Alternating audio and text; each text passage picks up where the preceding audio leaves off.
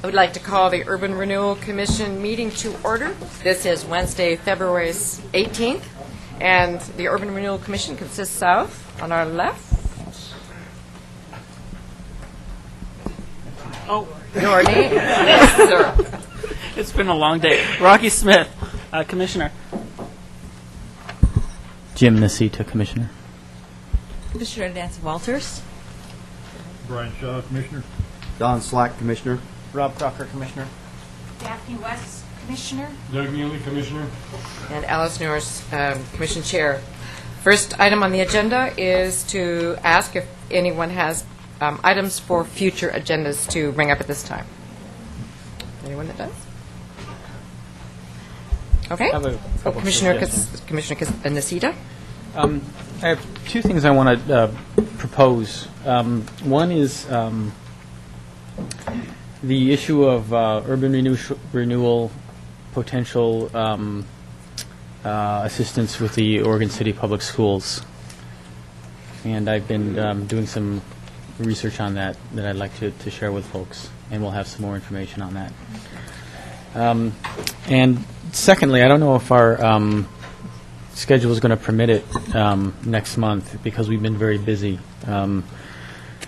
But one of the things I really appreciated about the retreat was having speakers there to help, give us an information background on what we do.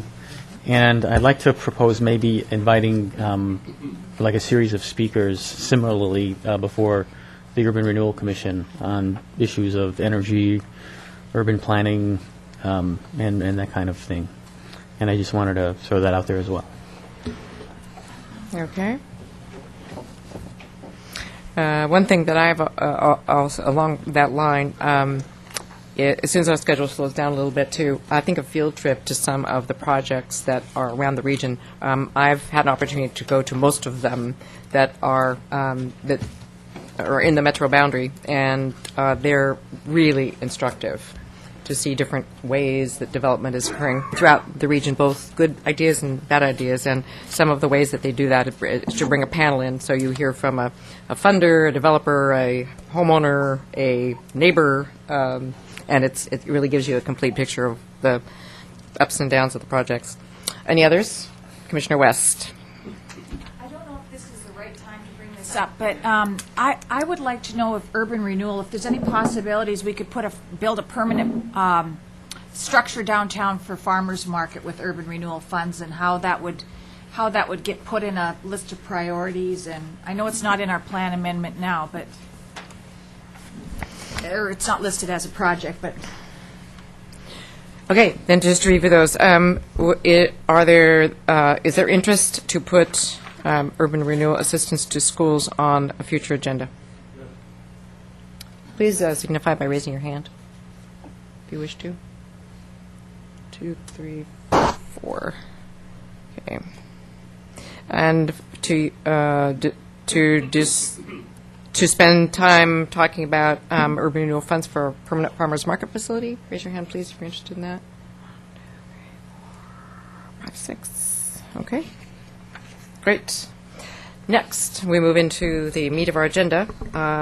First, may we take the minutes of December 17th and 21 together? Are there any corrections or changes that need to happen with either of those?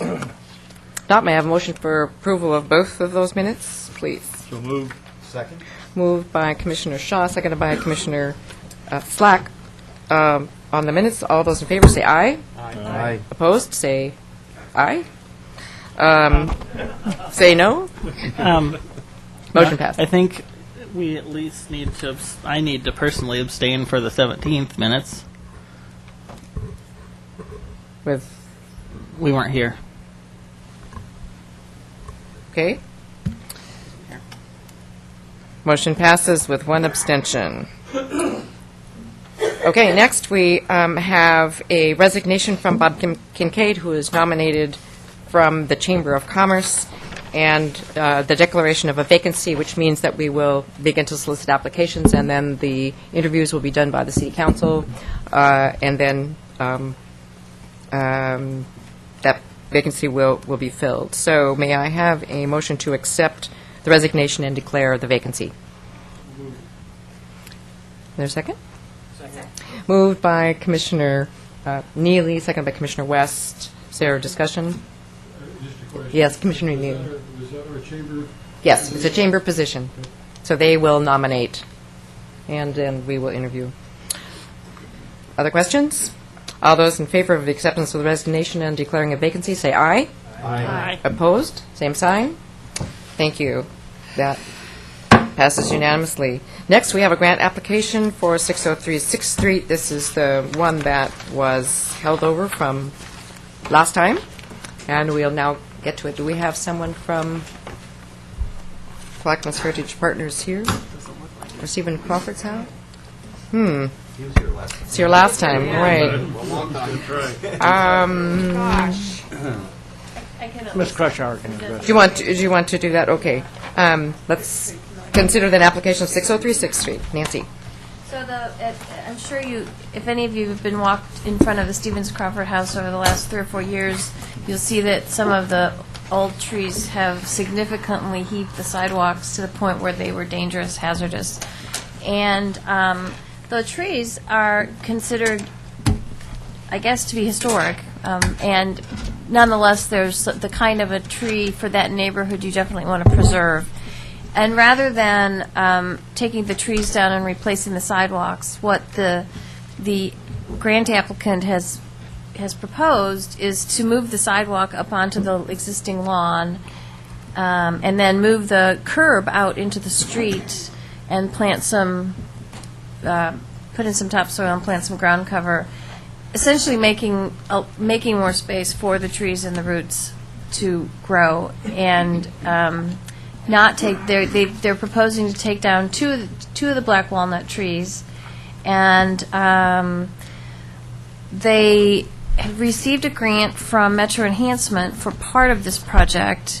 And you have to remember that this is one of our organizations in town that really doesn't have a lot of capital to do any of this kind of work. This is sidewalk maintenance.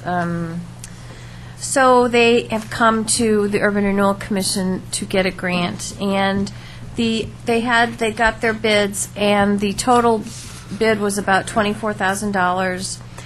They have about $10,000. So realizing that typically the grant applications are equal match or 10,000 max, I can remind this commission that you do have the discretion to give more if you so desire, if you feel like it's a good gap to fill for a project. And they therefore were asking for anywhere from the 10,000 minimum or to up to 14,000 so they could fill their gap and get this project done well, and hopefully this spring before the tourism season starts again. So we see this as a very good project. Public Works went and pulled out the sidewalk that was really hazardous because we didn't want to have any injuries while they were working through finding the money to make this capital improvement on the property.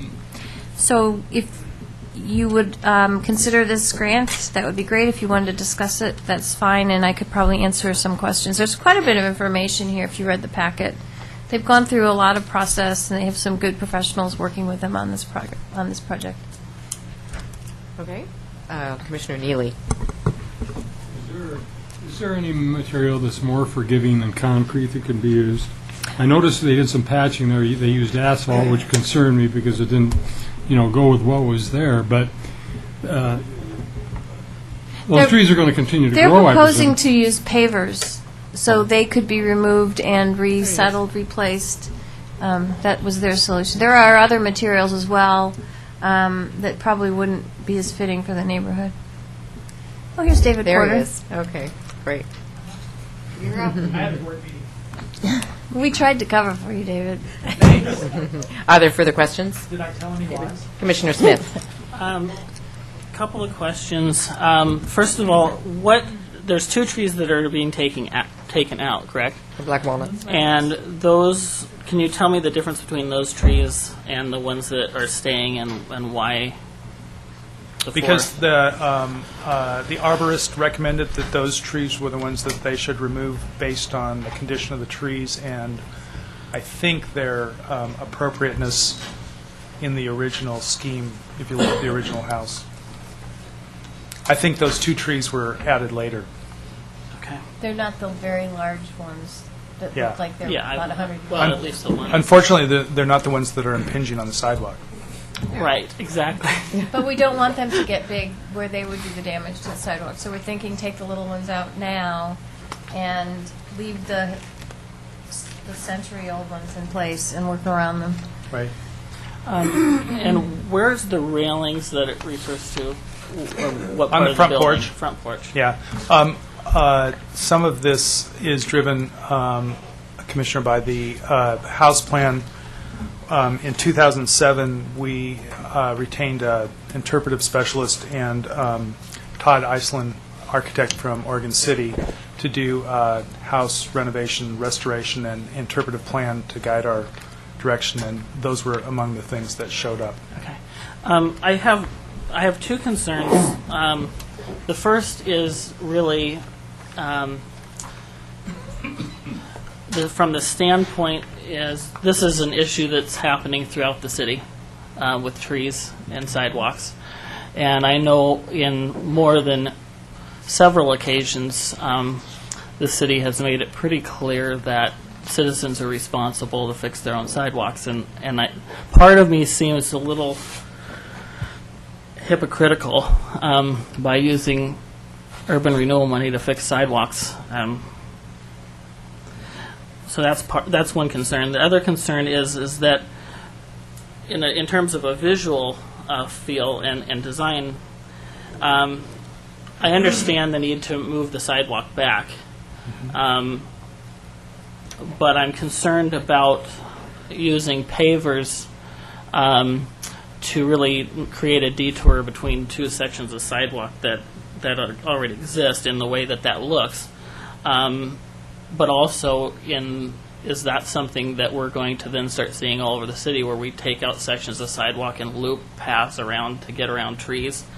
So I think there's a consistency concern there. The other concern is that the width of the pavers is far narrower than the width of the sidewalk, and even narrower than the pathway that leads to the house, which I think is interesting. I don't know that that's probably good. So my concern is, I guess, is if we're moving the sidewalk back, is there a reason we're not just moving the sidewalk back as a sidewalk, and why we're kind of piecing in another path that just kind of doesn't seem to fit, or have the actual existing sidewalk curve out and then go down and connect. I guess I'm not sure that I'm the best person to answer all those questions, because it was Todd Iceland who made the recommendations, and Todd, if I'm not mistaken, is extraordinarily familiar with the standards for the McLaughlin District, with standards for historic preservation, and if I recollect the conversation the day that we did the kind of walkabout and looked at it, his recommendation of pavers was based on the idea that pavers are easily removed, so that are easily adjusted, so that you don't have the potential for sidewalk buckling. So I suppose at some point in the future, if there are tree impinging issues in other parts of the city, that might be something that would be worth considering elsewhere, to address one of your comments. I think he believed that the pavers were supposed to match the paving scale in the existing handicapped access on the corner of 6th and Washington, so that it wasn't out of scale with those, because there are existing items there. And as to the size of the pavers, I think he was probably trying to make sure that they were safe, so that they weren't small enough, for example, that they would be tipping, but also that they're a standard form, so that it didn't make the expense prohibitive, I think. I don't think I would really be too concerned with it if the paver path went all the way straight through. It just seems weird how it curves in there and just kind of attaches to part of the sidewalk. And the On the width on the end closest to Ermitinger. to the Ermitinger side, yeah. You know, I think that well, yeah, it's a driveway. I think that was a little unusual to me as well. But I think it's where the things made up together that it was hard to come up with a solution that was more elegant. And I'm not the architect, so I'm guessing here. It looks like the pathway comes into just half of the sidewalk. So you have the other half of the sidewalk that continues, because the sidewalk's about twice the width of the path. And it kind of comes in and cuts off the corner. So you have a dead-end sidewalk, and then you have a... I have to confess that the copy of the report that I got this second week doesn't have the schematic attached to it, so I'm not looking at that. But I do recall that it did look odd. Thank you, Kathy. Thanks. Okay. Yeah. I would Nancy, like, do you have some? yeah, I think that actually the new sidewalk, the mutual material sidewalk is actually going to be very close to the width of the existing sidewalk. I think depending on how you can read the drawing, I don't see it as being, it shows that the new sidewalk will be 6 feet wide, and just looking at the scale, it looks like the existing sidewalk to be demolished is approximately 6 feet wide as well. Oh, that's probably true. It's probably It true. doesn't look like it to me. Are you on this page, Rocky? It says 6. Okay, so the sidewalk comes to right here. To the dashed line. The dash to the line. dash See where line. the Yeah. piece of sidewalk was Okay. removed? That shows Okay. how wide Yeah, it there's is. several different lines. there. Okay. Madam Mayor, Yes. before you get too far in the design, I apologize for having had a chance. I don't know if your microphone is on. Maybe my voice isn't on there. That's better. Little cardiac massage helps from time to time. I think Commissioner Smith raises a good point about the grant and sidewalks, because if you go through the McLaughlin district, and some of that is in the Urban Renewal Agency as well as downtown, you do have a number of places where the sidewalk needs repair. We are fairly consistent. No, we're not. Let me rephrase. We are consistent across the city, and at the present time, because that's the policy to require the homeowner to fix sidewalks. So it's an interesting policy question, and it is in the district. It does qualify for the grant. Definitely in an area where it's good, but that's an interesting policy question I had not thought about, and you may want to decide on that before you get too far into the design features of it. So.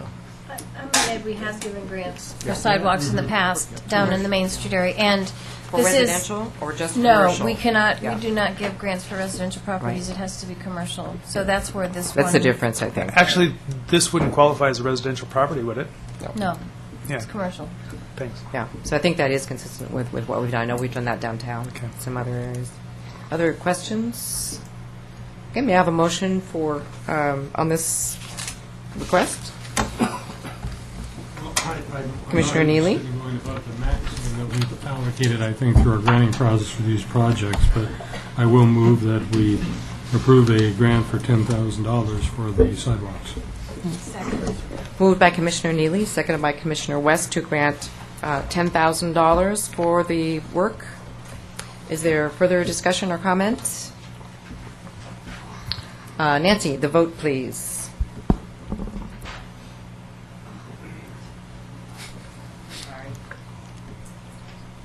Commissioner Crocker, Yes. Commissioner Shaw, Yes. Commissioner Slack, Yes. Commissioner Walters, Commissioner Smith, No. Commissioner West, Yes. Commissioner Neely, Aye, but that's because the mayor made me do that at the commission meeting. Commissioner Nasita, No. and Chair Norris. Yes. Motion passes 7-2. Thank you very much. Thank you. Let's move right on. Again, we have a heavy agenda. Next is the development agreement with Pacific Property Search for the Cove and Phase 1 and 2. Mr. Patterson. Yes, Madam Mayor, members of the commission, neither Mr. Janik or Mr. Leland could be here, so tonight you have your loyal minion that is going to try to walk you through this presentation. But at last time, you did have a presentation from Mr. Janik talking about the development agreement. You also had a presentation regarding the concept plan in Phase 1 and Phase 2, which you've seen on a number of occasions. Since that time, there's been several concerns that have been raised. You had a question about the tax-exempt status of the Kaiser Medical Office. You've had a question about the high water mark and whether we're in compliance with the law. There's a question about the due diligence on Pacific Property Search. There's an issue about methane on the Kaiser site. There was a question about the environmental due diligence in regards to the rest of the cove, and you had some questions on financing. So tonight I'm going to try to address those concerns and any other questions that you might have.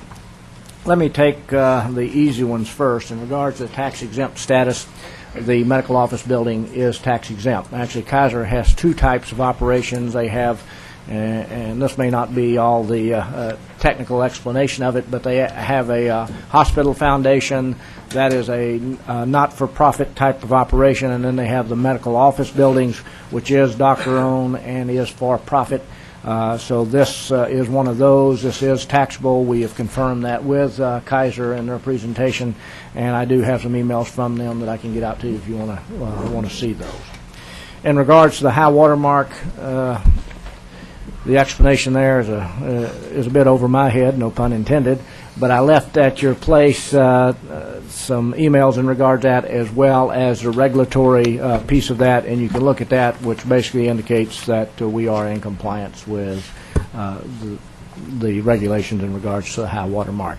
I know that Mr. Darrow can answer those questions as well as Ms. Crushhour, so if you have any specific questions of those, they'll be glad to answer those. In regards to due diligence regarding the developer, yes, we have done what I would call a preliminary review, and I've given you some of the basic stuff there as well. A lot of that has gone through the attorney's office as well as Mr. Janik. And again, in the future, when we get down to the point where they would actually take down the property, one of the things that they are required to do is show that they have the wherewithal to do the financing. If not, they would forfeit their rights there, and again, along with that goes $5.6 million. So, and that's all called out in the development agreement.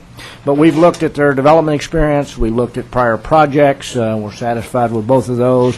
We've checked with references, and I personally have talked to a couple of folks in that regard as well. We've got a copy of the resume and the references of that. We have some financial data on that will be updated at the time we get down to the takedown. We've looked at a pro forma budget. We were looking at the equity in the project. That's part of what we've gone through with the development agreement. But the thing, as we explained last time, this particular development as it sits today is really not about Pacific Property Search's ability to move forward. This is actually a project at the present time that is financed by the district because we're putting in the urban renewal money up front. And the cove really is kind of the icing on the cake, because as you recall, I mentioned at the last meeting, as you have a district value right now, approximately about $145 million. If you take the frozen base out, which is $50 million, you have a tax increment that's $95.9 million. That equates or is generating roughly $1.6 million per year. And again, for every $1 million of debt, it's going to cost you about $100,000. So we, at the present time, have the ability to issue about $16 million worth of debt. We've issued 10 already, so we can issue, comes out really about 6.5. And looking at the pro forma of the downtown district, and this is without the cove or the Kaiser development, is we feel we have the wherewithal with the natural growth of the district, again, at 3% by statute. And again, you got to remember the difference between real market value and taxable value, because your real market value is going to have to fall a long, long way before that's going to impact the taxable value, is that there will be sufficient ability to finance this project. That's why in the present time, since you don't have that right now, you can cover the debt service. You couldn't cover the debt service ratio that's needed there, which is 1.25, is we have talked with Bank of America about a credit facility, basically a line of credit. We're in the process of looking at that, in which in 2 to 3 years would convert to bonded debt. So again, we feel the strength of the district is there to finance this project. You also, at that meeting, asked Mr. Janik to outline the risk, and I think that's the things you have to consider here. And basically what he indicated are the following things. Is the city stretched out too much to borrow the money? And again, I think if you look at the plan and what's there, I think the plan has the ability to finance this $10 million that's required, actually $9.8 million. The other question he raised, if there's no investments in or the investments made here and the condos do not go forward, and it takes several years, and this is a risk of a different kind, is the public becoming used to that area as a park and not wanting you then to proceed with the development of the condos? And that's a political question that the Urban Renewal Commission would have to address.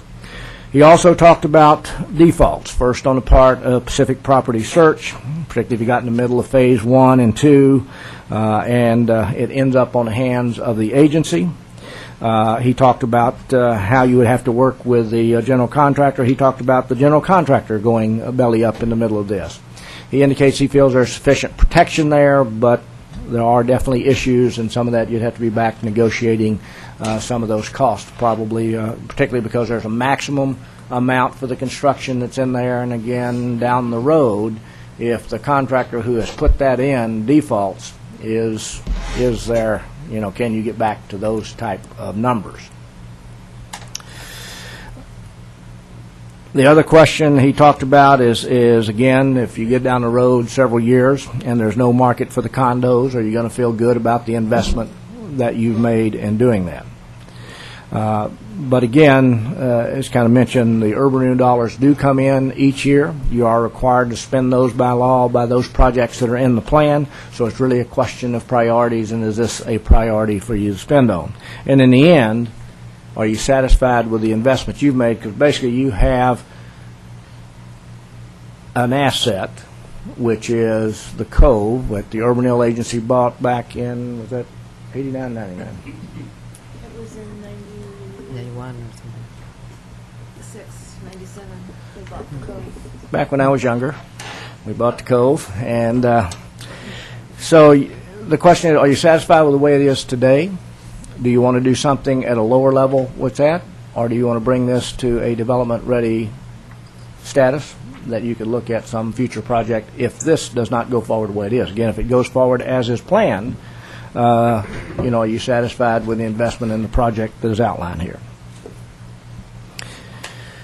The next question you raised was about methane on the site, and I'm going to ask Mr. Tyler or Mr. Darrow if they will kind of address their discussions that they've had with DEQ and Kaiser in regards to that methane issue.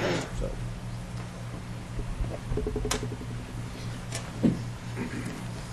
Good evening. Good evening, Ed Darrow with the developer. I'd like to ask Stu Albright to come forward. Stu is with Ash Creek, has been our consultant on the project and has been working with CH2M Hill to do the investigative work. And he can give you the background and where we're headed. Hi, good evening. Stu Albright with Ash Creek Associates. During a property transfer study that was done by the consultant for Kaiser, they elected to do some deep sampling for methane and found elevated contents of methane in a what appears to be a relatively narrow layer at depth underneath the site. Shallowly underneath the site, there are very limited to no levels of methane, nothing that would have to be dealt with or remediated, but at depth, approximately 20 feet below existing grades, which will eventually be 20 to more like 30 feet below development grades, there are elevated levels quite high in 2 samples, no methane in other samples. Our surmising at this point is that is off-site methane. There's been extensive work on this site. There's no evidence of any buried organics or landfilling activities on this site itself, and there doesn't appear to be a source of methane here. The source appears to be off-site. It's consistent with a site that has 2 landfills and a wood waste pile within moderate proximity, although it's a significant distance given the depth. In From a practical standpoint, the methane doesn't appear to have affected the ground surface. Probably, in a practical standpoint, won't affect the development. However, it's there and it's present and needs to be dealt with. DEQ, within the last 5 years, has changed their rules to create a state-only rule of methane as a hazardous material. They did that so that they can regulate old landfills. The rule that was passed by DEQ specifically affects methane generated by old landfills, and it allows them to regulate that. The real purpose of that was that they could then use state money to clean up abandoned landfills. If the only problem from an abandoned landfill is methane, the state could not use orphan fund money to clean up abandoned landfills, specifically the one on Killingsworth and Portland, so the rule was changed. The end result of that rule is that it becomes a material that requires cleaning up, if you will, but it's in sort of an odd world all by itself. On this site, the controls that will be necessary for the Kaiser structure to modify that methane from within the structures really fall within the heading of very basic methane management. And what that means is that under DEQ rules and just under sort of common sense is you don't want to build up of methane in an enclosed space. Methane in and of itself is not a hazardous substance. You can breathe it. It doesn't kill you. Really, the danger is twofold. One is that if it displaced oxygen to a certain level, you couldn't breathe. You'd be breathing in methane, and your body doesn't do anything with it. Second thing is that you get above a certain level, and it's explosive. And that's the main reason that methane is regulated, is you obviously don't want an explosion. So the solution to that is to collect it below grade, have a membrane that separates it from the building, and vent that up into the atmosphere. It's obviously being done at Home Depot, going to be done at the new mall across the street. That's a whole different situation than this, where we have elevated levels and a very discrete level at depth. We don't really expect a lot of methane to be reaching the underside of the building, but insofar as some may, there will be engineering controls in place that will take care of that. Additionally, you need to vent underground vaults where electricity may be. You have to vent light poles, other things where methane, which is lighter than air and rises naturally, could come up and collect underneath something. All of those engineering controls are very conventional, and really probably on this project will be overkill, but to address the issue and to make sure it's within the context will be necessary to move forward and receive approval from DEQ. One of the things with the DEQ, we were told it would probably take a long time to get somebody within DEQ to address this issue with us. We made a presentation last Wednesday to two people from DEQ. We gave them the background on the project, the time, the commitment, the regional center approach, and that was on Wednesday of last week. By Friday, they had assigned somebody to the project. That person is working with us directly with CH2M Hill and with Stu also, and ultimately we'll have another meeting next Wednesday, and we're talking about what is the actual design of the system. The Parker property is under the control of Parker right now. He has gone ahead and submitted a application which is called a voluntary cleanup. Under that program, you define the extent of the methane, then you define a remediation approach, and that's what we're doing right now. I shipped a critical path to the DEQ and said, I would like to, as a developer, see what it'll take to get through this versus a consultant who might have a different approach. And so I said, I'm going to show you a critical path that says we want to break ground on May 1, and I'm going to work it backwards. And I actually apologized to them, saying, I'm not trying to put you in a box to say that you can do it and accomplish it in this time frame. And that time frame was 10 weeks. They got back to me and said that they could actually probably do it in that time frame. So they've really taken a very aggressive approach to assisting us on this. The guy that has been assigned to it is going to work on the old Rossman landfill also. This week he is reviewing all the back information relative to that site, which is a potential place that it could be coming from. So we're going to have a kind of a three-stepped approach here. We'll try to identify the source. We'll actually identify what it is on site, and we'll lay out a remediation program that will be under DEQ's supervision. So in terms of the Kaiser looking at it, they want to know that it's handled with the authorities' overview. We've done that, and so we'll be moving forward, and hopefully within the next 10 weeks we'll be able to resolve that and have a buy-off by DEQ. Other questions from commissioners? Commissioner Slack, followed by Commissioner Crocker. Commissioner Song. Excuse me, Shaw. Pardon me. We look a lot alike. Look past it. Right, exactly. This membrane is, so that means you're going to take out 20 feet of soil down and to get down to the place that's membrane where the methane is located. Yeah, the membrane is directly underneath the floor slab for the building. So there's a venting system, which generally consists of clean rock underneath the building itself, a membrane over the top of that. The venting system does 99% of the work, and the membrane is that belt and suspenders to keep, what gets past the vents from coming out. And so the last part of this is we just don't know whether Kaiser still wants to go through with this now that they've found out the methane's there. No, I've had that conversation. We were to have closed with them on the 17th for due diligence. We went ahead and I actually posed the same problem to them. I said, I'm not going to move this forward with you unless I know unequivocally that you're going to, in fact, move forward. Their statement is that they still want to do the site. They want to know that there has been an oversight by the third-party agency, in this case DEQ. They want their in-house consultants to review the remediation program and what comes back from DEQ. So they're still on board. So we actually did an extension of the closing for 30 days so that we can actually identify the time frame that we're going to get through the DEQ. And then as soon as we have that piece of paper in hand from the DEQ, then that's when we'd actually stop their due diligence and close on the property. So they are on board. And part of the background, and I think it's been raised here before, why is there a hurry? I don't think there has ever been a hurry, but when you look at what's going on in the general economy right now, this project in terms of Kaiser was approved by their board like 3 months ago. Since that time, there's been less membership. They've had other things going on internally, and they've actually stopped funding of new projects that haven't been approved. This one is approved, so they're going forward with it. So everything is in place to accomplish that. This hiccup, as I call it, which is part of what happens in a lot of projects, we'll deal with. And it's something that isn't so unique, but it's not standard operating procedure to how to deal with it. Go ahead, Rob. First of all, I want to say I'm impressed with how proactive you guys have been already about this late kind of 11th hour issue, and it is an important issue. I only have one question about it. Who's going to pay for this extra prep work? Between Parker and ourselves, we are negotiating who's going to write the check. Okay, so you won't come back to Urban Renewal asking for more money to help mitigate the methane? No. Okay. Commissioner Nocita, followed by Commissioner Slack. Thank you both for your information on this. I've been pursuing this issue myself, and I have a concern, and I don't even know where to peg it. It's just something I'm kind of floundering with, and that's the issue of disclosure to us.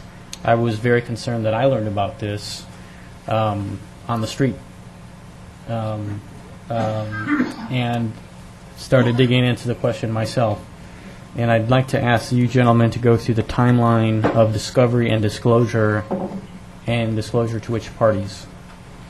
Let's see. I don't remember the exact time frame. It's only been the last 2 or 3 weeks here that it's actually been raised. We did inform Larry Patterson that we had an issue. The real concern is identifying it. And, I mean, you can say, well, there's methane. Well, that can either scare the heck out of you or not. So we need to identify it. The two separate entities that have been out there, which was Stantec, which was the original finder of it, was through the Kaiser effort. Then we brought in CH2M Hill, Parker did, to verify it. That was verified only in, how many locations? In a very limited... Well, 2 locations have high methane, and I think a total of 8 were sampled originally and 5 were resampled. So the idea that it's something that is going to impact the project is not the case. So if there has been a shortfall in raising the flag the second that it was noticed, it wasn't so much of wanting to raise the flag as it was to identify the problem and how do we resolve it and what is it going to cost to do it. So I don't think that we've been delinquent in raising it, and I don't think that in looking at projects as I've done for 35 years, it is another thing that we have to deal with. Mr. Patterson. Contacted me after the last meeting indicating that this issue had come up. I did indicate at that time that this is something we're going to have to address before this thing can move forward. So that's is on the agenda this evening to chat about. Yeah, and likewise, the first thing that we said, well, let's find out who is going to control this in the DOQ. So we had the meeting with them. If it was going to take what we were told 3 to 9 months to even get somebody on board to look at it, that would have changed a whole bunch of things. So the ability to go through and not only identify the issue, but say what are the time frames involved, we're able to do that and present that to you right now with the background. Right. The issue for me is we had a planning commission vote on this project shortly before you had your meeting with DEQ. And this information may or may not have been relevant to the planning commission for their decision. But if the information was known prior to their decision, I feel it should have been presented to the planning commission so they and our council could have made the determination whether in fact the information was germane to the planning commission decision that they made on that date. There is no hiding of this kind of an issue, and there's no reason that we wouldn't have presented it. The main thing is to identify what it is. It's not something that stops projects. This city has that control function going on right now with a major project, which is way more severe than what we have on this site. So this isn't something that should, in fact, stop any discretionary voting process. It is another thing that we deal with. Same thing would you deal with if you had bad soils or you had something that was wrong with the soils. We don't go through and lay all that out to the city. We say we deal with that. We get it done. We're more than happy to be totally open. This is transparency to the nines, but that just didn't come up as an issue at the time that we should say, all right, here's something that might stop the project. It doesn't even concern us that it will stop the project. It's something we'll deal with. Mr. Patterson. It's not, this is not an uncommon issue that comes up from time to time in any development project, be it methane or another issue. It's not something either that we try not to talk about. You do have to find the extent of what it is that you're talking about before you raise that issue. I did hear the concern about would this have changed or would this have been an issue at the Planning Commission, and asked Mr. Conkle about it. I know he's here, and Mr. Drentlaw, and I think either one of them can address the issue, is would this have been germane in the Planning Commission's concern. Planning Commission did address that issue. It's one of those things, I think, as I recall, was mentioned if those type of issues there are things that have to be dealt with. So I think that satisfied their curiosity on it. But Dan, do you want to? I think Tony could probably correct me on this, but if I'm wrong, but I believe this is an issue that came up at the hearing, the methane issue. I don't think there was as much information as there is today about it. And it's similar to the issues that we have in floodplain issues, water resource issues. The fact, for example, that it's in a water resource area doesn't necessarily cause the project to stop as long as there's some mitigation addressed. And here we have an issue where it sounds like, based on the testimony that are the facts that we've been talking about today, that there is some mitigation. We have an expert here saying that the methane is something that can be mitigated. And I really don't see it being an issue that would have changed the Planning Commission's decision. Mr. Slack? I had one last question, and okay. if you don't mind, it's a quick one. Well, maybe not a quick one. Get the likely source of this methane is it's migrated from the old Rossman landfill, and that we own some property kind of on the straight line between the old Rossman landfill and the Kaiser site that's going to be part of this project. What is the likelihood, in your opinion, that methane will also be found on our property? I think there's a possibility that it would be found on at least a portion of that property. There is a difference probably in how those two were mined out and the material that's left there, and the ability for that methane to vent. I mean, it appears to be trapped on the cement plant site. Partly that may be because cement plants tend to place cement and leftover concrete and layers over the site, so it tends to be sort of trapped or confined. Also appears to be kind of trapped or confined under a silt layer. Past work, there has apparently been some shallow methane testing. Nobody ever found anything, and that's actually consistent with what we found on this site. There hasn't been a consistent shallow methane issue. However, there is a likelihood that there could be deep methane on the cove site itself, which again would be handled with engineering controls. There's no difference in terms of methane, how it's handled between, again, whether a residential or commercial or what have you. It's a matter of capping and venting. No reason to imagine that there's a larger scale problem on that project, and even if there is, engineering controls would be able to vent that and take care of it. And additionally, we went over and met with the new program that's going on over at Tri-Cities, their new work that they're doing. They've got the hole dug, as you know, at this point. and went through what they're going to be doing with the landfill that's on their portion. They plan on taking and doing a mitigation program under a PPA that they're currently under, and that time frame, I called again today just to make sure what the time frame is. I don't know, but they showed us a design when we were over there last week, and they're going to be taking out one end of it, which is the south end where it has some gas spill, taking that out and taking 10 feet of dirt, which is currently capping the landfill, and there's 10 feet of landfill. They're going to pull that 10 feet back, take this gas portion that was identified before, put a thin layer of that across the existing landfill, then recap it, and then also take and put in a barrier. So they're going to be doing a full recapping and venting of the system that's there right now. So that will be a brand new thing, which we hope would actually mitigate any future issues. Even if that's not the case, and you look at and you say, all right, well, we've got condominiums. There's no different approach for handling methane in residential than there is in the commercial. We are building all of these units on top of parking structures. The parking structures, you can build those two different ways. One is where you leave at least 50% of the area open so that you have natural ventilation, or you close it up and you vent it. We're doing a natural ventilation there. So if we do a combination of the systems that Stu was just talking about, which is a barrier system below the parking structure, we've got an additional area, which will be the whole venting area of the parking structure before you get to residential. So we're not concerned with that as an issue. We will identify it as we move forward with that issue, but we hope that their capping of it and doing their mitigation under their PPA, that will stop it. We will still do the homework. Mr. Patterson. Mr. Conkle indicates to me that this issue was probably not a requirement for consideration of the Planning Commission to begin with. They did ask about the safety issues, it's more addressed at heavy metals and those type of issues.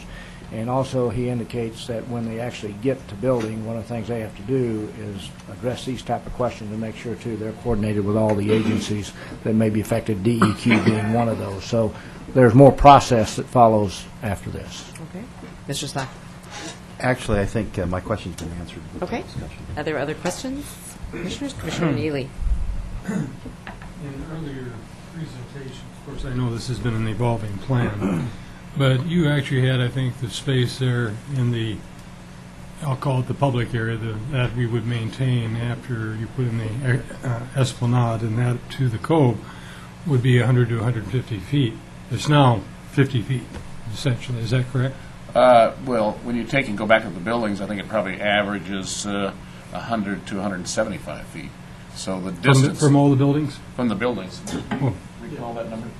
Yeah. So the buildings, when you slope it back from the edge of the water, the 50 feet is, we've got some things that are kind of popping out where the esplanade goes, which wouldn't have been allowed unless we would have had that reservation to come into that area. But if you go through and scale it off, I think we're probably well over that number. Okay. What I assume a lot of the cut for the fill is going to come from that particular area. Yes, if you recall this center drawing here, that pink area there, Yeah. that's where it goes totally vertical right now. It's not a good riparian area. It has been defined that way, not only in your plans, but by our people that have done the work. So that pink area gets rolled back and becomes part of the fill. Okay. Now I come to my concern. I presume the intent is to remove all or most of those trees that are down there below the condominiums. It is the most majority of them, yes. And we have a count that, what was the count that was taken out and what was going to go back in? 317 significant trees. 317 that were coming out, and how many going back in? 3 or 4 times. Yeah, I think it's almost 4 or 5 times the amount, several hundreds. My question is, what are going to be the kinds of trees? And depending on what you say, I'll probably react to it. Well, we did bring the landscape guy with us several times, and he was never used, so we didn't bring him this time. But we do have a full landscape plan that has been submitted, and it does.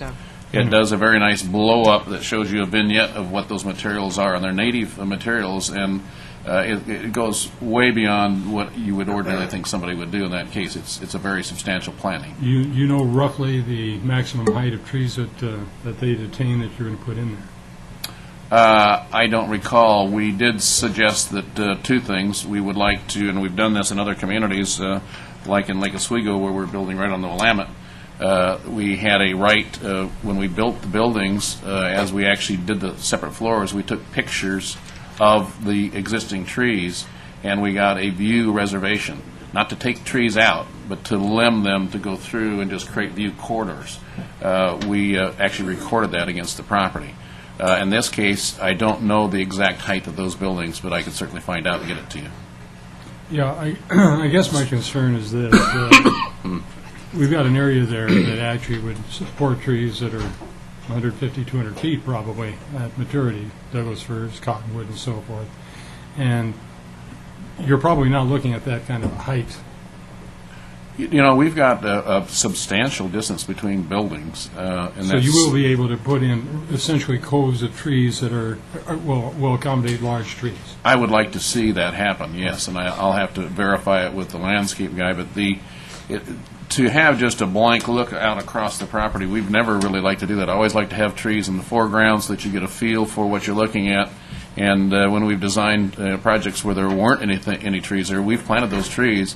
We reserve the right to go in and thin, not take the trees out, but just thin the limbs to reduce not only the sail of the trees, but also to create a visual shot so that you can actually see through it. We'll look this issue up and have you an answer here in a few minutes. Okay. Is there further comment? I think as we get to the consider the approval, I think all we have is the draft of the... Yeah, let me walk through a few more things. Okay, great. The next question that was raised had to do with the environmental due diligence in regards to the agency property. In our last meeting, Ms. Crushauer talked to you about the work that we did in acquiring the prospective purchasers agreement, and if you'd like, I can have her review that again, because I think that talks about that issue. Would you go ahead? As you may recall, I gave a handout to you at your last meeting that showed a map of all of the test locations with test pits and monitoring wells, et cetera. And I didn't bring that with me tonight, but there's considerable amount of sampling that has either been done in the past. In fact, I have a file drawer that has reports going back to, I think there's one from Rittenhouse Zeman in there. There it is. From the early 80s. We go back to. But so for a very long time, that area has been, subsurface investigation has been done on it, and groundwater monitoring. Some of it was done because of potential purchases, and then some was done by CH2M Hill throughout the history because of the landfills that DEQ was requiring continuous regular monitoring at the site. When we did a Phase 1 environmental assessment, and then we did a Phase 2 environmental assessment because of obvious concerns that you have at this particular location, not only because of the surrounding old Rossman landfill, but also because of the past practices at the site. There had been asphalt production, concrete production, all kinds of manufacturing techniques where you could suspect contaminants. So that's when we did a fairly extensive Phase 2 environmental assessment, so we could characterize the contaminants at the site and enter into the prospective purchases agreement with DEQ. In the soils, we found isolated pockets of petroleum hydrocarbons, and that was primarily identified to be associated with the asphalt production that had occurred on the site. There was also some kind of odd isolated pockets of metals. There was one location, one test pit, we found some arsenic that DEQ required we take care of. That was the city's responsibility to take care of that. We went back to take care of it. It was hard to find. I think it was a one-hit wonder. But regardless of that, we found in the groundwater, we found constituents that would be typical of landfill leachate. Thank you. And nothing that the consultants that were working for us at the time felt was of a concern in terms of purchasing the property or developing the property. The restriction was placed on it that the groundwater in that area would not be allowed. You could not put in a well and use it for drinking water. We actually already have that restriction in most of the old Abernethy Green area because of the permitted Rossman landfill. And the prospective purchases agreement we entered into DEQ essentially requires the city to and future developers to work with DEQ so DEQ knows what's going on when we do things out there.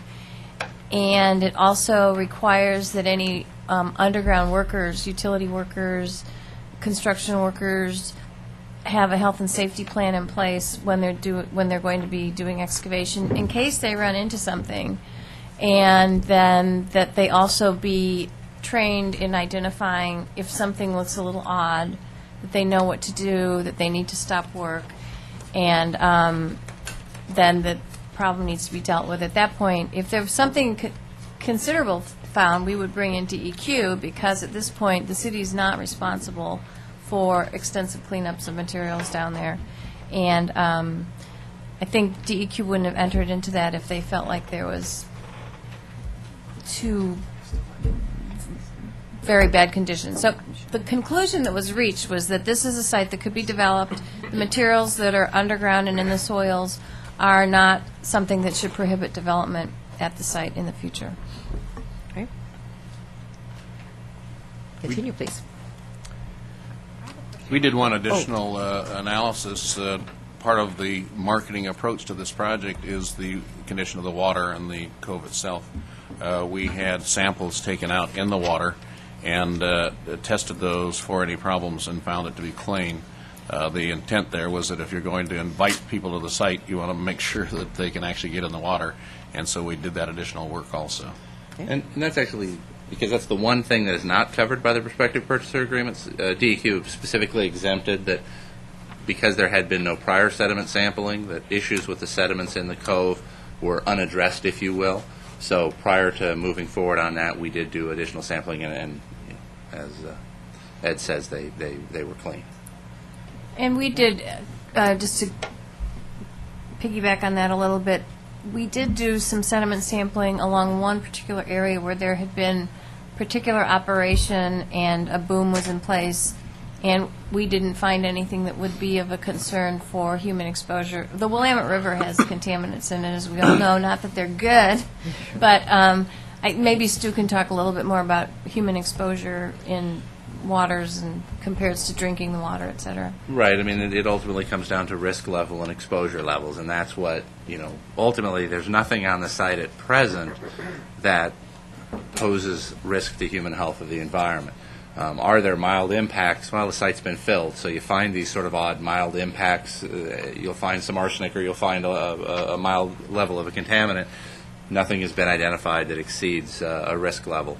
And so under being a filled site like that, the normal controls for that would be to landscape the site and pave the site, and that's really what this project accomplishes. So it actually increases, if you will, the safety, health and safety of the public through this project, and creating a manufactured surface, if you will, separating people from these fills, which are very mildly impacted and randomly impacted. We took it down to the basics, and we asked Stu, will you let your kids swim there? And he said yes. So There's a kiss. Okay, thank you. Let's move ahead, Larry. Just Tony wanted me to remind the Urban Renewal Commission that the Planning Commission did review the same information. We went over it with them, and they asserted a comfort level with the investigation that had taken place in the past and understood what the results and recommendations were. Okay. Yes, Commissioner Walters, here. Just regards to the purchaser agreement, I know that the covenants and restrictions on it are that they'll remain in effect even if the land is sold.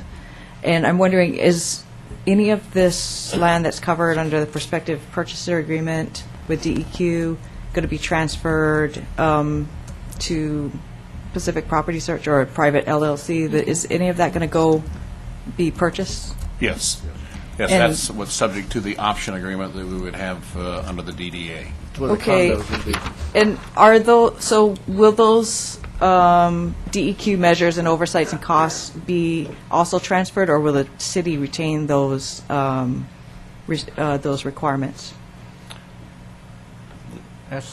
I don't believe there are requirements per se. It flows, the PPA flows with the property. So we pick up all of those rights that go with it. Okay, But and when is that going to get incorporated into the PPS agreement? Is that going to be done at the development agreement, or, because I couldn't really the pull development that. agreement has in it the takedown schedule, which is the time frame, which is the 4 years which we have to take down the property. As we move through with phase 1, 2, and 3, the fourth phase is the first time we go vertical with condominiums. When we purchase that property, then we take over all of those existing issues. But I think So that's, the relevant document there is the one that we have with DEQ that's assigned to that property. If you want that cross-reference in the DDA, is I can talk with Mr. Janik about it, and he could. I don't know what's appropriate. I just was wondering at what point are we going to acknowledge those responsibilities? And I just wanted to make sure that those were going to be transferred, because it's not clear to me which lot we're talking about. Are we talking about the commercial lot 1? If you look at the orange color here, that's not the peninsula, but that orange color that is next to the water, that property there, and those 3 colored ones, those are all of the city's properties. Can you tell me what's orange, because I see yellow. I think it's tan. Okay.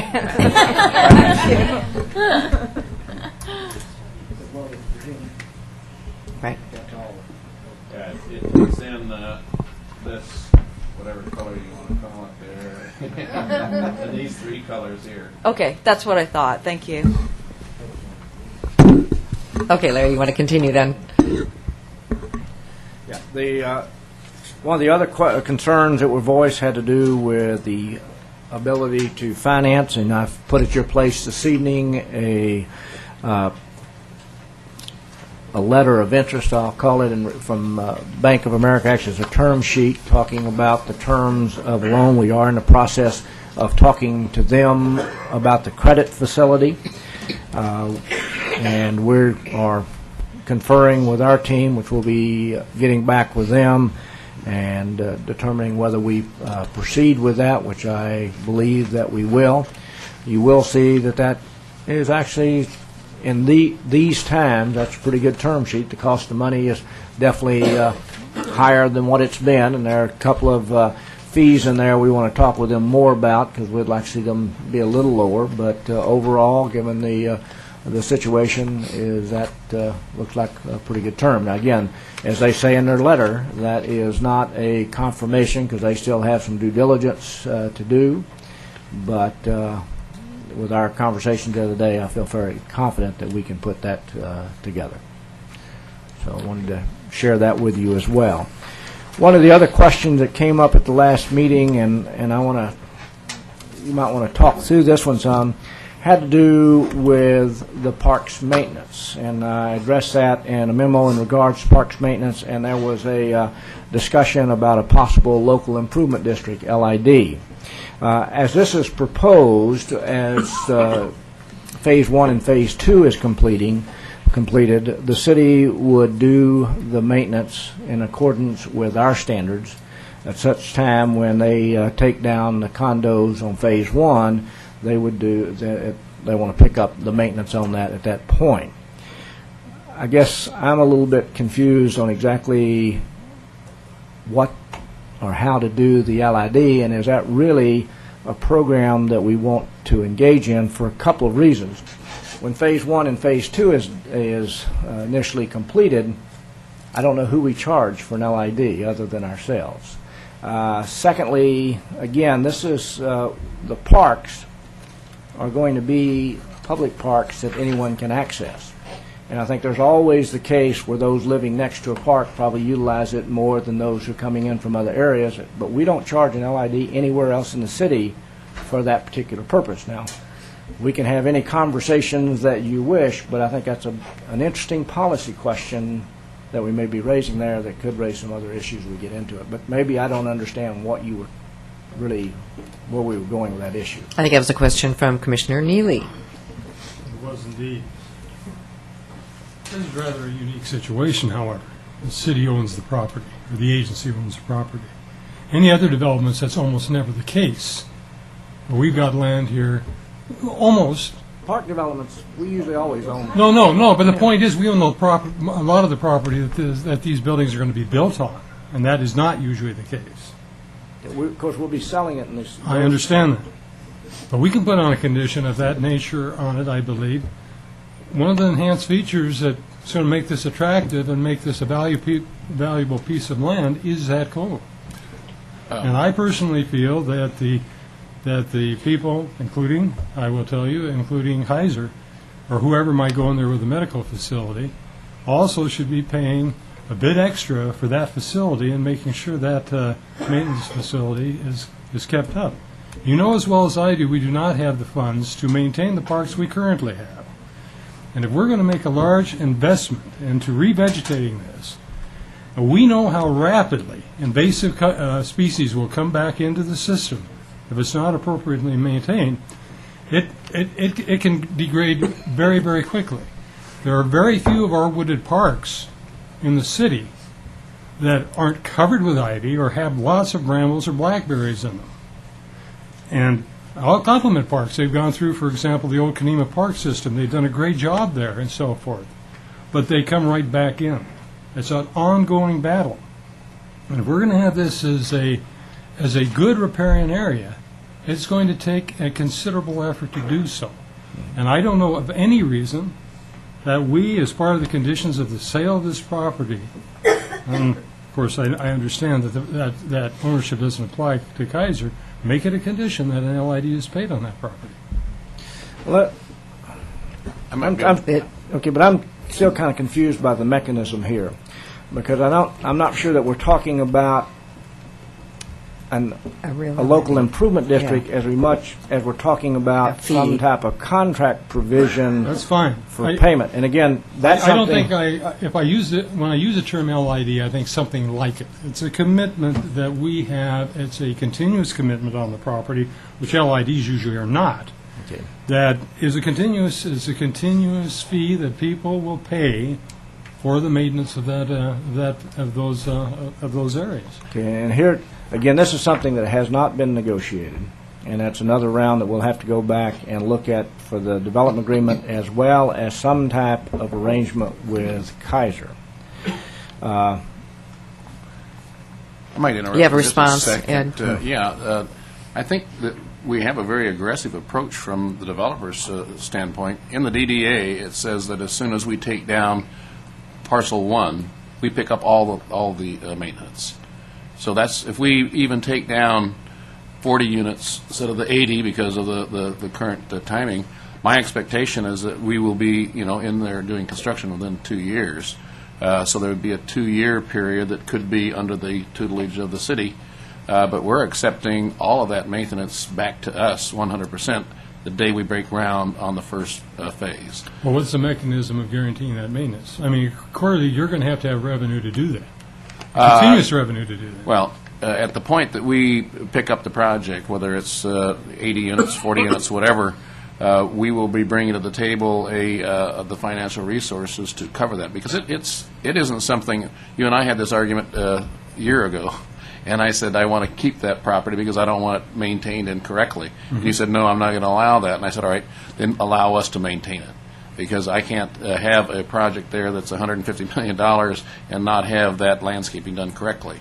So the intent is that we pick it up 100% at the time that we take down the very first phase.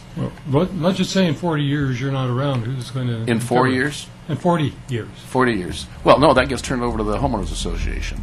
So it becomes... There you go, and then there's a fee. So, Yeah. I mean, that's what I want to see in place, in fact, but the homeowners association, we have to... We do not enforce CC&Rs. We don't. And the point is, if it's built into that, we have to have a mechanism to ensure we can enforce it. Well, I think we can definitely build that into the CC&Rs. You know, I'm I not, think I'm we've not even concerned about the mechanism as long as the city has a method of Enforcement. actually enforcing the maintenance. That's Yeah. my concern. Yeah. The mechanism, I'm not particularly concerned about. Well, Be it an we're- LID or be it a contractual or a stated agreement that a home builders association comes up with. We have to have the ability to go Certainly. ahead and enforce it. Well, we've put in all of our projects where we've had CC&Rs, we put the teeth into them where we can actually go back to that individual owner. He says, I don't like the way the landscaping is, I'm not going to pay. We can put a lien against his house, his property, whatever he has within the project. We always put that in because we don't want to have somebody saying, this isn't what I want to pay for. They have to pay for it. So that will be in the CC&Rs. I'm sure that we could address your issue, that in some way you would have the same kind of a right. But it will be very tight. That's a very big thing of all of our projects. We want to make sure that it's maintained to the highest level, or we don't have a project. Let me explain the issue you have here, because this is kind of an interesting twist. The part that we've just discussed, if we want to pick that up when they take down the property that is built into the CCRs, that would be an easy addition to the development agreement, because it already has basically those requirements there, and that's just something that they need to make sure that they connect that back to the CCRs. The issue the city has is you're going to be making the Phase 1 and Phase 2 investment. You're going to have a couple of years, maybe more, in which that's going to be maintained under our current standard. If PPS cannot perform, you're still going to be maintaining that under the city investment.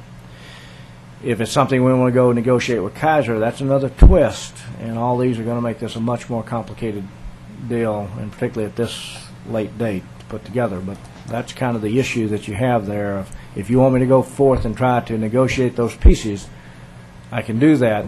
There's a risk on both sides, a risk that could be a deal killer, depending on what the extent of that is. And there's a risk, too, is if you want to wait until the piece we're talking about, which can be put in place, I think, rather simply, is if they cannot proceed, is we're going to have to carry forth that maintenance. So, Okay, Commissioner Walters. Thank you. I'm just looking at the exhibits that came along with the development agreement from last time, and if you go to Exhibit B1, the property matrix, the last column has a maintenance and operations by parcel, and it indicates the responsible party. And I was wondering, for the city-related properties that we're responsible for, would it be possible to put together, not necessarily based on calendar month, but maybe, a month-by-month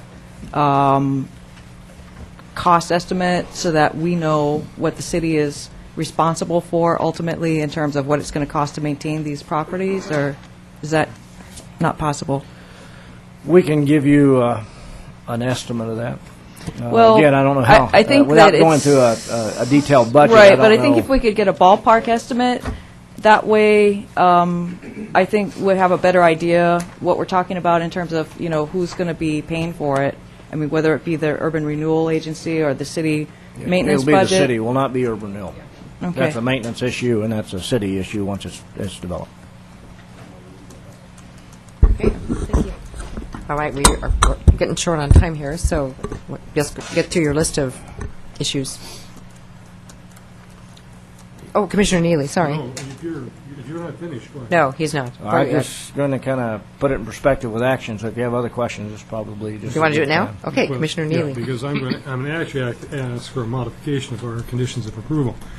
My understanding, if I go to number 1, is we're going to have some kind of a road that's going to be built off of Main Street into the shopping center. Is that right? I think that's condition 1. The applicant shall amend the concept plan and identify a local street connection from Main Street extension to the Oregon City Shopping Center. I'll call the expert here.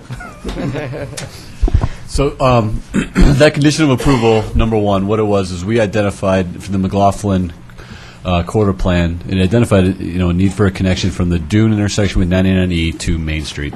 So as part of the Phase 3 development, which is when the medical office building site would come in, the applicant would need to identify a location for a connection from Main Street to the back of Oregon City Shopping Center. Okay, now, that's good. We have here, and this is the condition I'd like to modify. I expressed the last time the concern of the Firestone's driveway being, in fact, a connector to McLaughlin, and I don't think it's a very safe one. And you have condition number 6 here. The applicant shall provide funding to the city in the amount of $20,000 for use by the city and ODOT. Commissioner Neely, tell us where Yep. he is. Can you Well, give this is on the us, conditions of approval. This is, on what document? From the land use decision. From the Planning Commission, yeah, okay? these are recommended, if we pass on this, Don't have it. we're going to put on these conditions of approval. These are recommended to us, right? Okay. No, that's not correct. Well, That's not, Which document are we? those are the conditions of approval that were approved by the Planning Commission. well, it says recommended conditions instead of conditions. It Well, says that might recommended. have been the staff report that was prepared for your packet. Okay. The conditions have slightly changed. We did issue a notice of decision on the 10th, so on last Tuesday. So those are the staff recommendations to the Planning Commission, and the Planning Commission adopted those with some changes. With some modifications. Okay, well, Yes. then, but we can weigh in too. I think it would be separate conditions of a developer's Yeah, agreement. At it'd this be- point, we it'd be can't change for- the it'd be- land use decision. What you'd be talking about is for the development agreement. You're reviewing the. We're not development reviewing the agreement, land not use. the land use. Okay. The land use has been Yeah. decided. The Planning Commission passed that unanimously. Okay, well, I'm going to make a statement about it in any case. Number 6, you've got here, the applicant shall provide funding to the city in the amount of $20,000 for use by the city and ODOT to make access modifications to the Firestone driveway in the vicinity of Oregon 99E to improve safety and operations of the Firestone driveway. I would like to include in that evaluation, or to eliminate the driveway as a connector to 99E. I don't think it should function as a connector to 99E. You'll have access, well, Nancy, you can come up and talk in a minute. But the point is, you're going to have access to the backside from the Main Street extension now.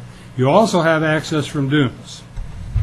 You've got that facility there that is a lousy facility for people to come off of Main Street extension onto 99.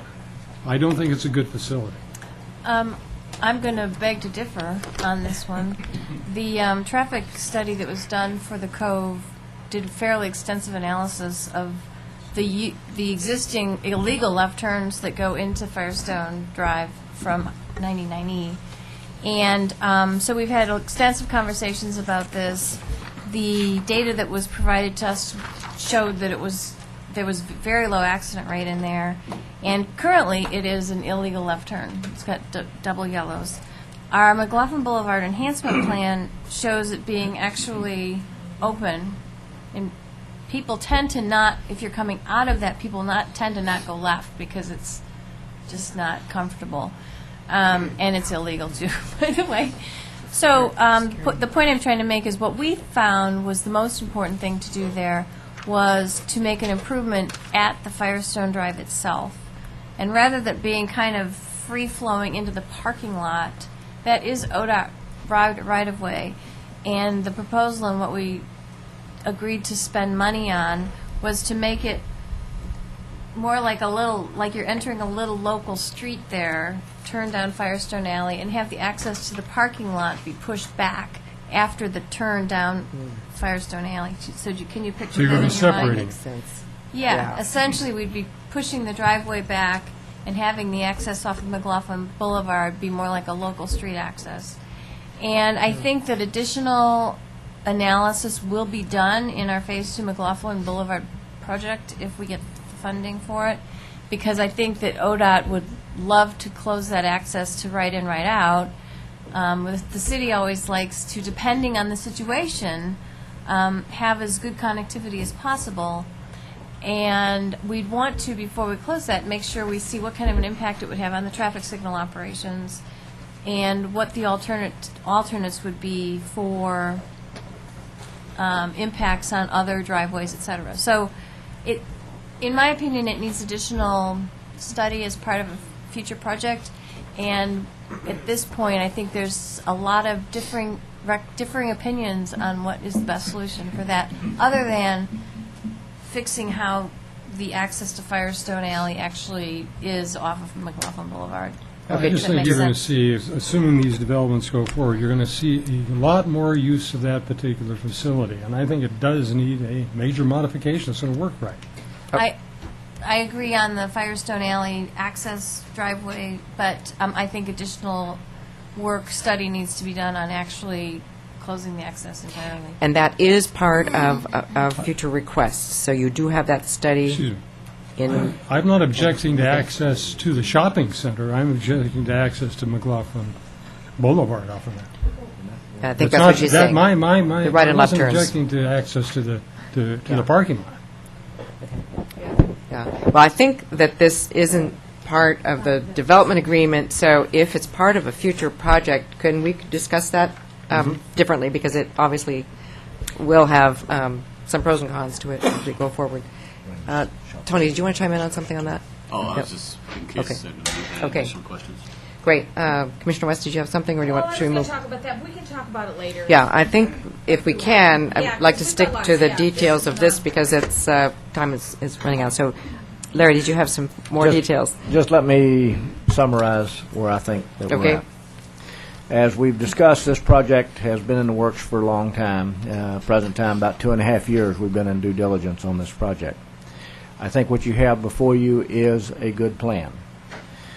I think you also have a solid developer who has a track record of success with waterfront development. The addition that has come in since we began this project that I think is also a very good addition to this is the medical office building.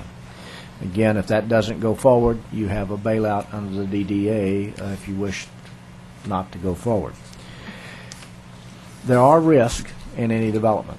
As Mr. Janik explained to you, I think that we have done everything we can to adequately protect the Urban Renewal Agency in regards to those risks, but there are risks because it is development, and those of you who work in that business knows that it's not a perfect world when you're doing that, and that's one of the reasons why you're an Urban Renewal Board, is you have to kind of weigh the risk and determine whether it's a good project and the risk is worth taking.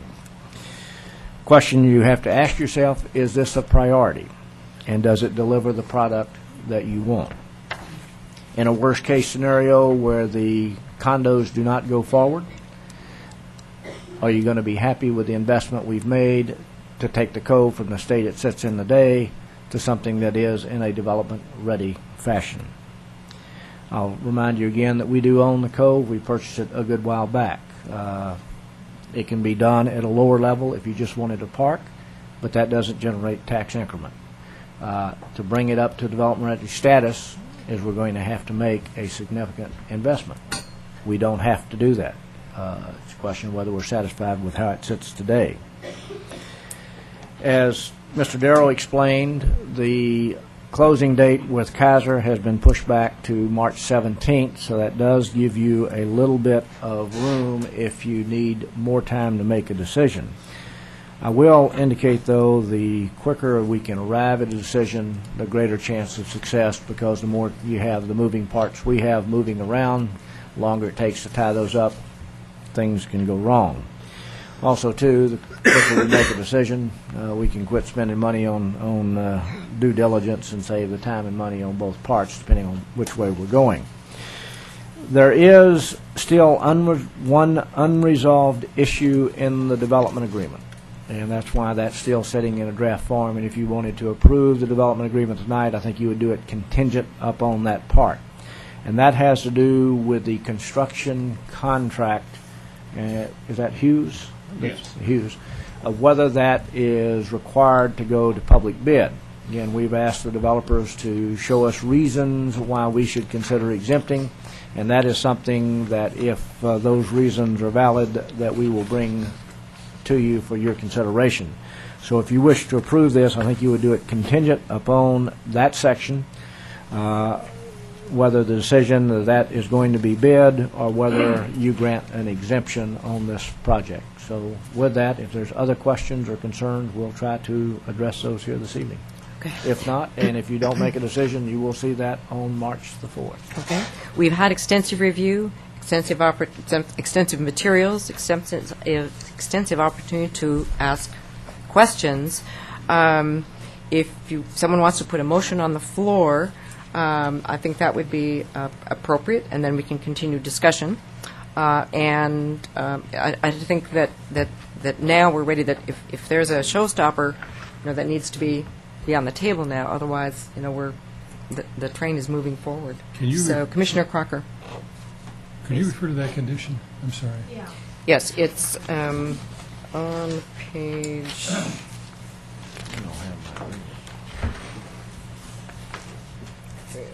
The condition of with Hughes. I don't have In a the DDA sitting there. option. There's one here. Which page? I just had it. No, I don't see it. Do you want to look at mine?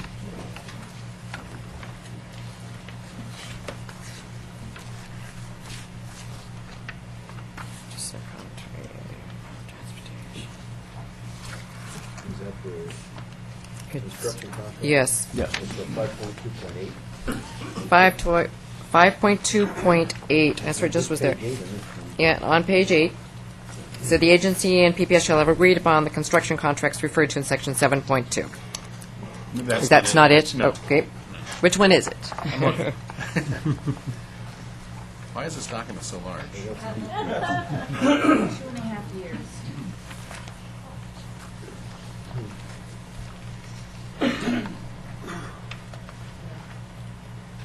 It is section 7, Okay. and which is found on page 10C, or 10. 10, page 10, And it is that construction section. contracts. Talks about the use of a design-build construction contract process using Hughes Construction Incorporated, Okay, design-build contractor.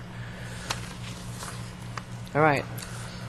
So we could exempt section You'd make it 7, contingent upon contingent resolution of that. section 7, whether that is required for a public bid or whether Right. the urban renewal agency would grant an exemption. I also noticed in section 5.1, and maybe Ed, you have something we can supply there, there is a blank for a date that needs to be filled in. On which, It's on page 5.1. 7.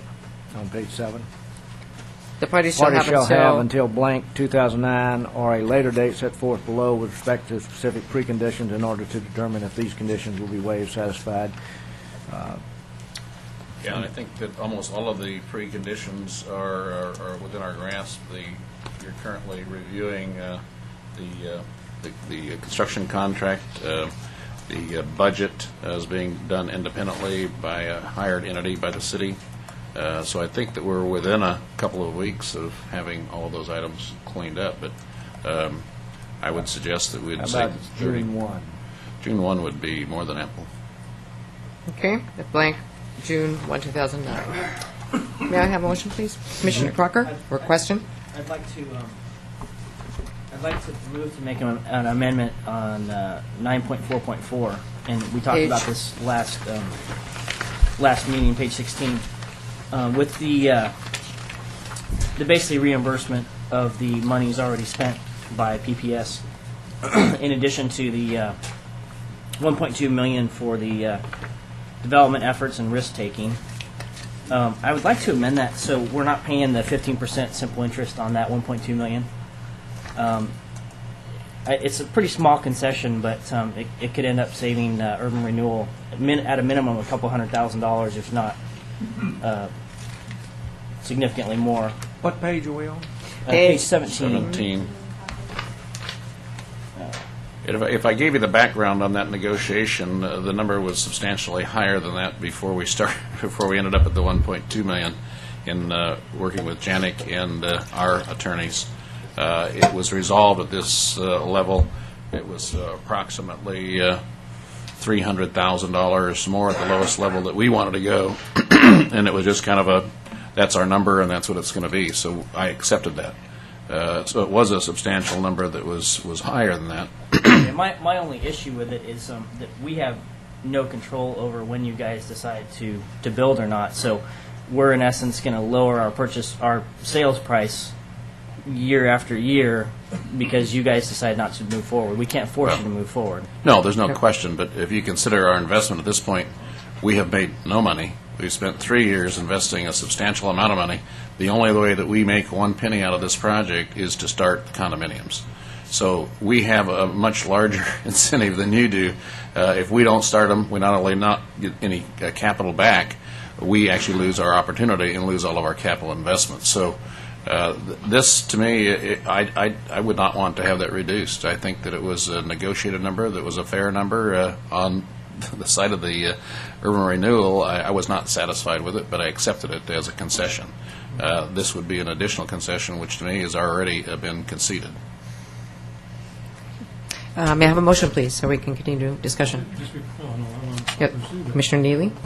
He's not asking to reduce it. He's just, is Yes, the he is. intersection- I'm just asking him to not. I don't think we should have to pay 15% interest on your risk and creative fee for something that's not under our control. I mean, we can't. And I understand it's in your best interest to make things happen. And like I mentioned at last meeting, hopefully this won't be your only profit. Is this 1.2 million? I mean, I'm sure you guys are going to make money on the development itself. Correct? I certainly hope so. Okay. Yeah. I'm just looking out. I'm representing the business community on the Urban Renewal Commission, and as a business person, I look at this and say, minimum $200,000 that we could spend in other areas. We could fix a whole lot of sidewalks on Main Street, or we could do a whole bunch of other improvements. It's a small concession, hopefully, but that's the issue I raised. And if the rest of the commission thinks it's a non-issue, then that's totally fine. I just wanted to raise it. Commissioner I think you Neely got- first. I think you got a point here, because I wrote "wow" when I wrote it, when I read it. That's 15% per year from the effective day. After how many years? I mean, Well, yeah, it could be up to 4. It could be 4 years or longer, right? Oh, just 4 years. Just 4 years. Now, let me indicate, if you look at section 9.2, they have 4 years in which to exercise the first takedown. If they do not do that takedown, they forfeit. Okay. So if they take 4 years, then that in essence That's is how you ride the 4 boat. times $180,000, which is $750,000 that we end up reducing our sales price by. Is that correct? If the math is correct, yes.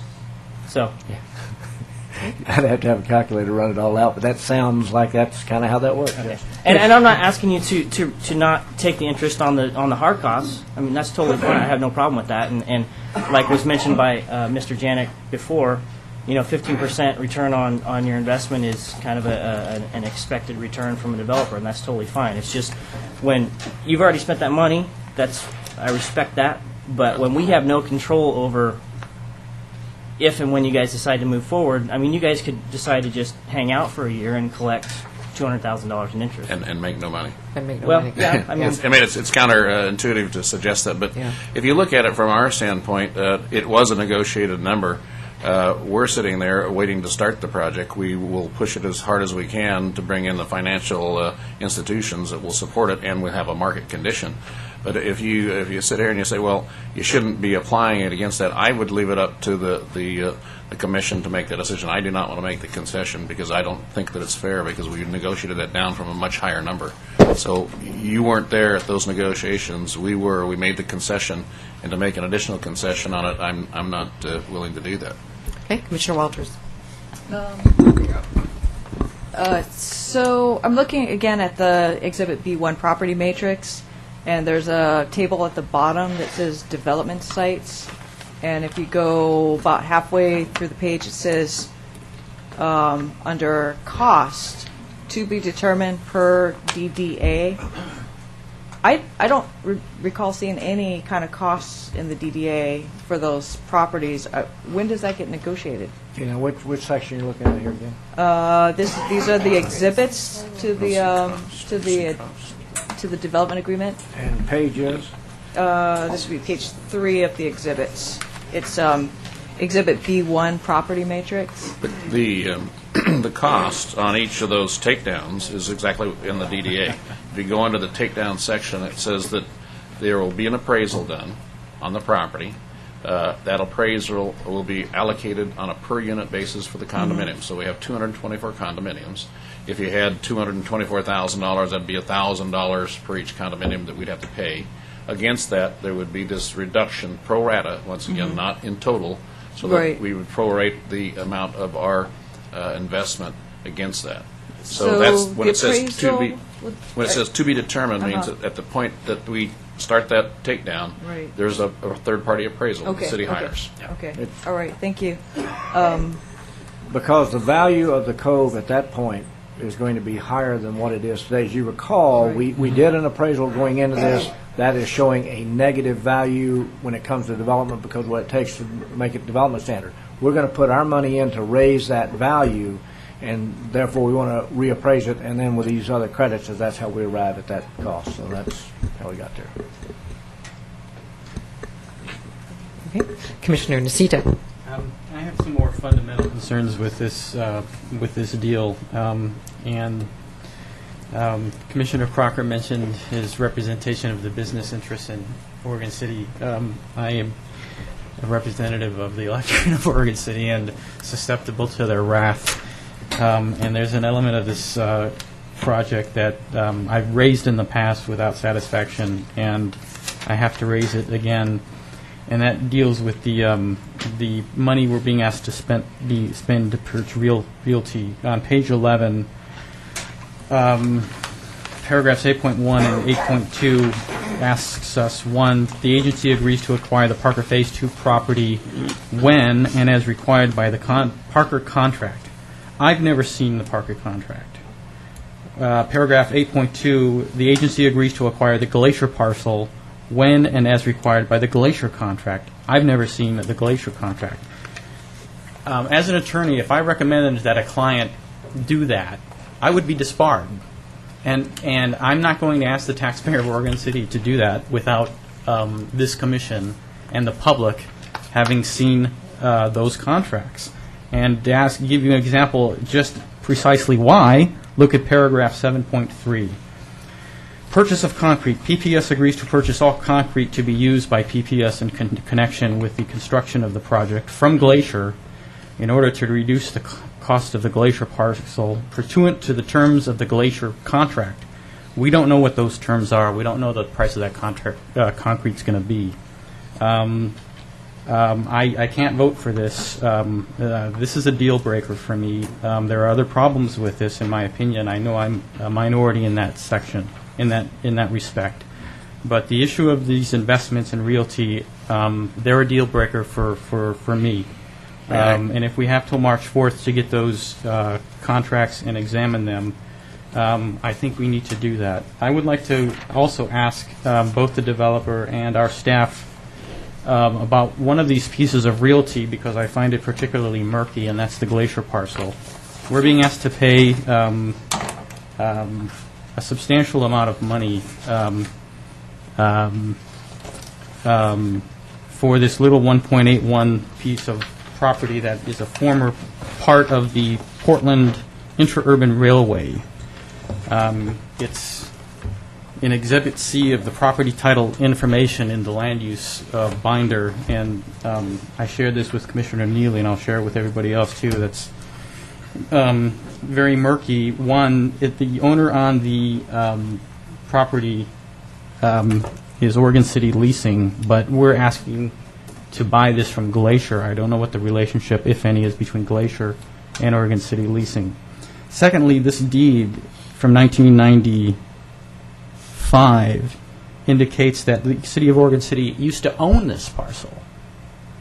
And in 1995, we conveyed this parcel, which we used to own, to Oregon City Leasing, according to this deed, for a grand sum of $1. And now we're being asked to buy it back for, needless to say, a substantially larger amount than what we sold it for. And I think we need to do some of our own due diligence as to what exactly were the circumstances of our selling this piece of property for $1 and what was the reason for it. what was the sale contract? Is there any way we can examine that sales contract for some kind of reversion clause to get it back on better terms? The realty aspect of this, I can't accept. And if asked to vote on this, I'll vote no at this point. And that's my comment. Okay, let's have some response. Let me give a little background on Glacier property. Glacier property is the Parker piece, which if you look over here is this piece which we're talking for Kaiser. Then they also have a little 50-foot long piece that goes right down through the middle, which is the 1.88 acres. Originally, this had the batch plant on there with Glacier, and this either it was the Urban Renewal or it was the City Council that under the terms of that existing lease that they had, it said that if there was a threat or if there was a condemnation of the property, that the lease would be terminated.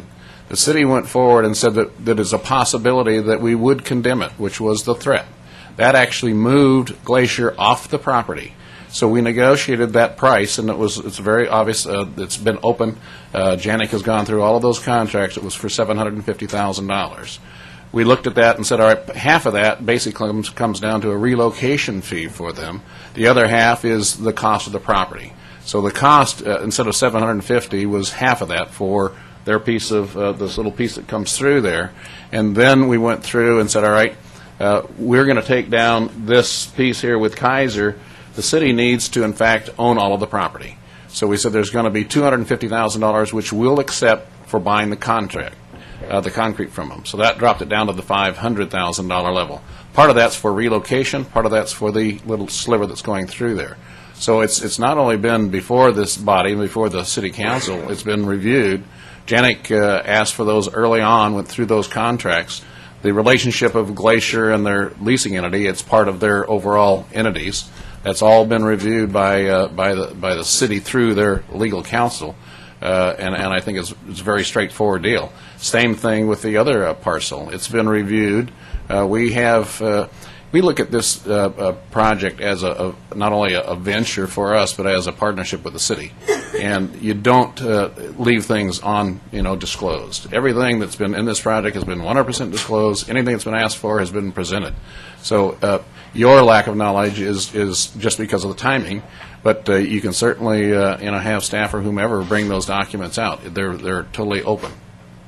And Mr. Janik did walk us through that at the last meeting, as you recall. Yeah. Okay, Commissioners, I'd like to ask if you'd like to put a motion on the table at this point. Is there any reason to wait for another time for any of you? Yes, for me. Okay, yes, I heard you express that. Are there others? Well, in the interest of having new members on the commission, for them to review the material, specific material, the material that they've specifically requested at this point, I don't have a problem with holding it over. I realize you would want the time, but I think in all fairness, and these two gentlemen probably aren't some of us actually, some of this discussion has occurred in previous commissions, so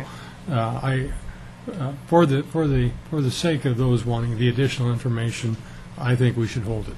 I just hear one so far. Commissioner Slack. March 4th is not good for three of us because there's a national convention in Chicago for Main Street. And so there'll be three of us on the commission that will be gone. I'll be here. I changed my flight. Oh, you're so I coming back won't early? be here. Okay. But just the same, Okay. we need a quorum, so. Well, let me ask Yeah. a question. I mean, Yes, Commissioner can we Neely. schedule? Can we schedule an earlier meeting? When? Well, that's what I don't know. Because Yeah, that'll be rough because of the Main Street Conference and then the JPAC trip, and there's. I see also, So- too, that whatever, I'm going to need to work around Mr. Janik's schedule, because, again, we've gone through a lot of this. We continue to Yeah. get the same questions. The other thing I would ask the commission, no matter when we schedule it, if there are other concerns that need to be addressed, that I get those in advance, Yeah. that we can be prepared to try to negotiate these things the night we walk in is rough. is awkward Yeah. at best. And we'll be glad to try to get you any answers, but I tried to address those that I've heard between the last meeting and now, and some other things have come up here this evening, so we'll be glad to address those. Okay. Can I ask, Yes, Commissioner Crocker. Larry, can I ask you a quick question about the issues that I raised? I mean, pretty strong pushback on that. Did you guys negotiate that hard, or I didn't hear any input from you on that? Mr. Darrell explained that, I think, very well. It was, originally we started there, that's the price that they were asking for their investment of time and energy and creativity was much higher. We worked through that. That's the number we arrived at after a considerable amount of time. So I think you were originally thought we were up around the $5 million mark. So. Well, just as a comment, when you say 15% is a good return, there isn't anybody that goes in to get a 15% return on their capital investment. The minimum most people look at is 35%. So it's usually 35 to 55% return on invested capital. 15% is what you would get as a minimum on gross sales. So this is already substantially lower than we would expect to get a return on our capital. When we go out and we've joint ventured with the largest institutions in the country, when they put money into our projects, they want to see a 40% return on their capital. That's not on gross sales. So to get that, you usually have to have a minimum of 15%, and you usually shoot for 20. But when you run into bumps as you move through, you end up usually from 12 to 14% as a return on gross sales. So this isn't a good return for capital investment. And I deferred to Mr. Janik on that, who said he felt that was a reasonable price. Well, the team that was there actually asked us to leave the room to negotiate it. When we came back, this was the offer, and I said, I would like to just move it forward, and that's why I'm not willing to concede it. I mean, if you want to make that change, it's your option, but to me, it's not something that is excessive, and it was reduced already. Okay. One other quick comment. So we're saying with the issues that Commissioner Nacita raised about the contracts and not seeing the purchase and sale agreements and so on and so forth, that has all been reviewed by Mr. Janik, right? Yes. Is that correct? Yeah. Well, we'll be glad to bring those forward. So if you barring Mr. Janik doing something that is idiotic or not knowing what he's doing, not I in mean, his style. These things have already been gone That is. over. And let me just make a comment, too, that, we're going through this, and you guys have probably answered these questions a million times already. And, we have very competent, very professional city staff who've gone over all this stuff. And we can negotiate this thing till the cows come home. But my opinion is it's a great project. I think if you took this type of project to any other city in the state, they'd be jumping at the bit to get this kind of thing to fix this blighted disaster area and turn it into something that's going to generate jobs, going to grow the tax base for the schools and the community. And I just think I want to make a motion to, pending the whole construction. What is it, Section 7 with the construction thing? I want to make a motion to approve the development. Section 8 you're talking about? 7. Section 7. It would be with the addition in Section 5.1 of the date of June the 1st. And that's on page 7. And also on Section 7, contingent upon resolution of the issue of whether the design-build contract must be publicly bid, or whether the Urban Renewal Commission grants an exemption to that bidding process for that, based on criteria. May we accept that? That's part of the motion? Yes, that's part of my motion. Okay. Yeah. Motion is made by Commissioner Crocker, seconded by Commissioner Slack. Is there further discussion? Not. Nancy, the vote, please. Commissioner Crocker, Yes. Commissioner Shaw, Yes. Commissioner Slack, Yes. Commissioner Walters, No. Commissioner Smith, No. Commissioner West, Yes. Commissioner Neely, Yes. Commissioner Nacita, No. and Chair Norris. Yes. Motion passes 6-3. And then we have one more. Now you need to look at the concept development plan and the detailed development plan of Phase 1 and 2.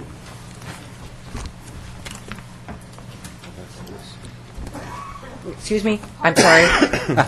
We're looking at item F on the agenda, which is consider approval of concept development plan and detailed development plan Phase 1 and 2.